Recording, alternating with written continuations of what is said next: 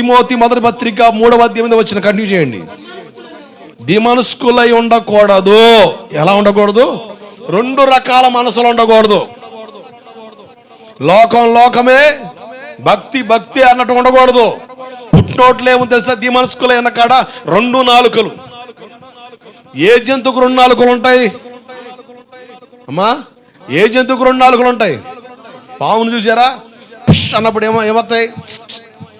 2 నాలుకలు వస్తాయి. అది బొసగొట్టేప్పుడు సప్పను 2 నాలుకలు వస్తాయి. మళ్ళీ వెంటనే ఒకటే కనబడుద్ది. పాము శపించబడిన జంతువా లేకపోతే దీవించబడిన జంతువా? శపించబడింది. మన్ను తింటామని చెప్పాడు దేవుడు, శపించాడు. ఆదికాండం 3వ అధ్యాయంలో దేవుడు సర్పాన్ని శపించాడు. శపితమైన జీవి అంటే 2 నాలుకలు కలిగి ఉన్నావా, నిన్ను శాపం ఏలుద్దంతే. నువ్వు 2 నాలుకలు కలిగి ఉంటే శాపం ఏలుద్ది. 2 మనస్తత్వాలు కలిగి ఉంటే శపితమైన బ్రతుకే. నీకు ఏక మనసు ఉండాలి, ఏకాభిప్రాయం కలిగి బ్రతకాలి. బ్రతుకుట క్రీస్తే, చావైతే నాకు లాభమే అని చెప్పిన పౌలు అపోస్తలుడు హింసకుడు, దోషకుడు, హానికరుడు 3 మొక్కల్లో తేల్చాడు సాక్ష్యాన్ని. హింసకుడు, దోషకుడు, హానికరుడు, అంతే అయిపోయింది. ఈరోజు సాక్ష్యాలు చెప్పడానికి ఎవరిని పిలిస్తే మాత్రం సీరియల్లా చెబుతారు. రాత్రేమో చరిత్ర అవుద్దట, తీస్తేనంటే సినిమా అవుద్దట. దేవుడు రోజు అద్భుతాలు చేస్తూనే ఉంటాడు. ప్రతిరోజు దేవుడి అద్భుతాల గురించి మాట్లాడాలంటే జీవితం సరిపోదు. పౌలు భక్తుడు 3 మొక్కల్లో తేల్చాడు సాక్ష్యాన్ని. హింసకుడు, దోషకుడు, హానికరుడు. అటువంటి వ్యక్తి దేవుని ప్రత్యక్షత చూడగానే తన స్థితిని మొత్తం మార్చుకున్నాడు అంతే. అసలు ఎంత పెనుగులాడాడో, పాపాన్ని జయించడానికి పోరాటం చేశాడు. నీ శరీరాన్ని వెళ్ళే పాపిష్టి ఆలోచన జయించడానికి నువ్వు పెనుగులాడాలి. పౌలు గారు జాగారాలు చేశాడు, శరీరాన్ని నలగొట్టుకున్నాడు. నలగొట్టుకోవడం అంటే రాళ్ళు తీసుకొని కొట్టుకున్నాడా? నలగొట్టుకోవడం అంటే ఉపవాస ప్రార్థనల ద్వారా శరీరాన్ని ఏం చేశాడు? నలగొట్టాడు. నువ్వు పాపాన్ని జయించాలంటే ఏం చేయాలి? ఉపవాస ప్రార్థన చేయాల.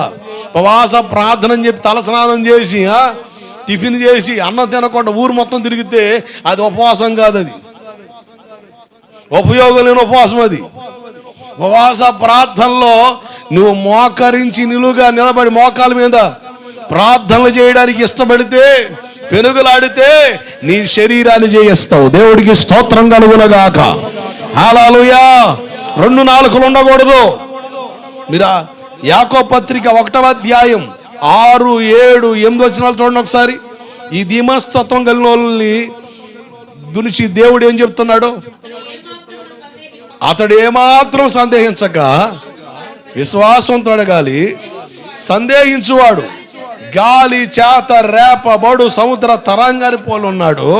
అట్టి మనుషుడు ధీమనస్కుడై తన సమస్త మార్గం అస్థిరుడు గనక ప్రభు వల్ల తనకేమైనా దొరుకునని తలంచుకొనరాదు.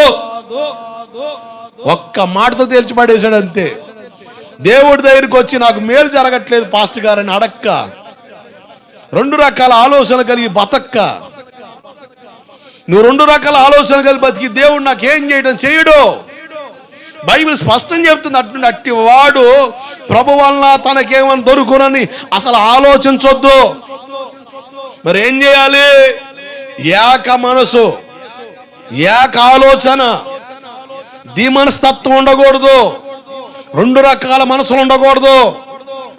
ఓసర బుల్లేగా చర్చిలోకి రాగానే పౌరాలాగా మారిపోయి చర్చి బయటికి వెళ్ళగానే కాకిలాగా మారిపోయావు అనుకో, ఉపయోగం లేదు. నువ్వు ఉంటే పౌరంలాగా నుండు, లేదా కాకిలాగా నుండు.